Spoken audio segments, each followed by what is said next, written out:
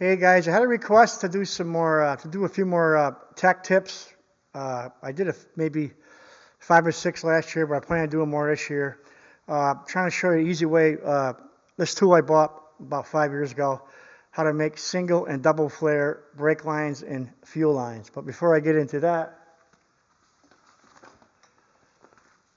Friday I'll be giving away this 15-piece Duratec combination wrench set to anybody that has subscribed. So anybody that has subscribed is in the contest.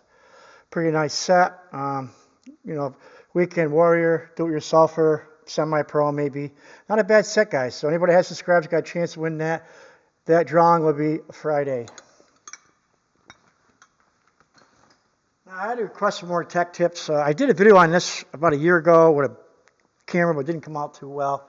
This is made by Eastwood. It's for single and double flares as well as bubble flares, 45-degree angle. You can buy a different turret for a 37-degree angle, which is usually found A-end or Navy or Army fittings are the 37-degree angle, but the ones on most cars are 45 degrees. So again, I can do single, double, or bubble flares. And the model number is 25304. It's $270 on Amazon. You can buy a cheaper model. The K-Tool makes one and a TGR makes one. They're around 170, but they're made in China. This set's made in Taiwan. It comes with the meat and potatoes. That's the part you put in your vise. The only bad thing about this, you can't do it on the car. So if you're going to do it on the car, they do make a handheld one that's for on the car, but this is for when you're doing brake lines that aren't on the car. That's pretty heavy. It comes with the 4 dies here. You can see them. You got 3/16, quarter, 5/16, and 3/8 respectively. That side here is single or double, and the other side will be for the bubble flares. Bubbles usually European cars. I don't do a lot of European cars.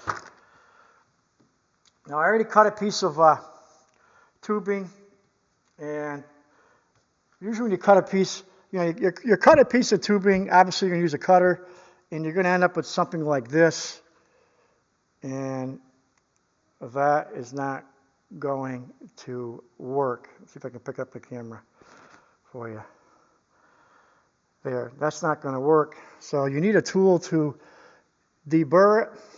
That's this side, where you go into it, you dig it out, you make it more uniform, and then you flip it over on the other side and do the chamfer. And I did this already just to save some time, and you will see how much better it looks. See how nice it looks now? Quite a bit different than before I did anything to it. You'll see it. And that's an important step, guys. You want a good single or double flare, you need to do your prep. You'll see it here. The one on the left was not deburred or no chamfer yet, and you can see how that was not going to make a nice flare. See if you can pick it up there. Can you pick it up there? Pick it up there a little bit. Okay. We're going to put this in a vise. It's got to go in a vise. So I'm going to move the camera over here a little bit so you guys can take a gander. Here's the part that goes in the vise, and here's the turret. You can do 3/16, quarter, and 3/16, quarter, 5/16, and 3/8. That's the turret, and that one's made for 45-degree flares, which we're doing today. You can see it in the camera. That piece right there is over $100. I know that for a fact. So let's put this in the vise for you. This is heavy. I request more tech tips, so we're going to be doing more tech tips this year. It's not just going to be tool reviews. Although tool reviews are my bread and butter. It's kind of pricey, guys, but if you do a lot of flares, I highly recommend doing it this way. I can tell you right now. Make sure it's nice and tight.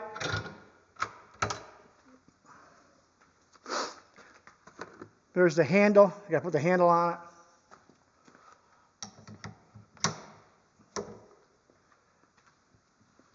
Now we're doing 3/16, so we're going to put 3/16 dies in there. Here's the 3/16 dies. As you can see,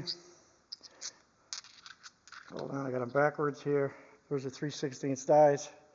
that we're going to put into the press.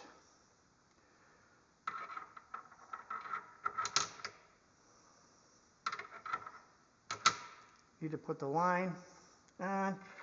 Now, let me know if you guys ever had, now tell the truth, guys, don't lie to me. Have you ever flared a line, brake line or fuel line, and forgot to put the fitting on first? Come on, guys, tell the truth. I know I've done it before. You got it flared and you forgot to put the fitting on. I can get away with it because this is only for demonstration purposes, but we all done it. We've all done that.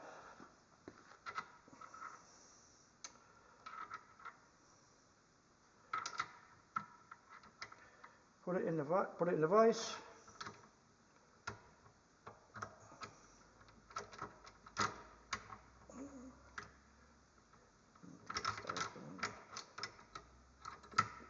Sometimes it could be finicky.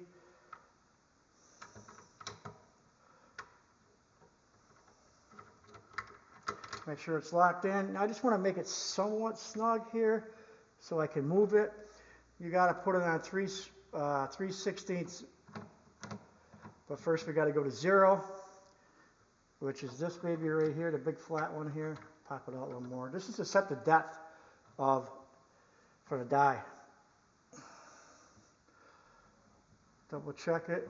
It's flush. Now that you got it flush, now you tighten it up. And now we're going to go to op 1, which is right there. And take the handle and we're going to press.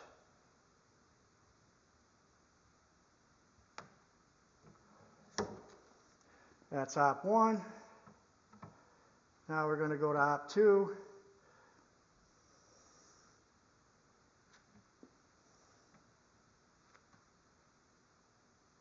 And it's that simple, guys. Should be done.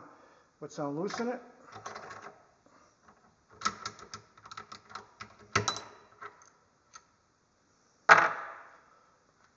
Let's put the fitting on. Like I said, I can get away with it because we're not on a car. Let's see if we can pick this up, how good it came out. I haven't even looked at it yet, so.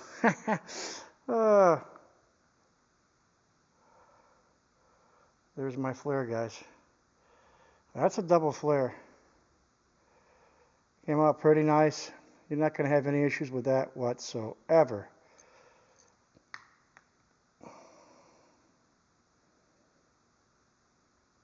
That's a pretty good looking flare. Let's put the fitting on it.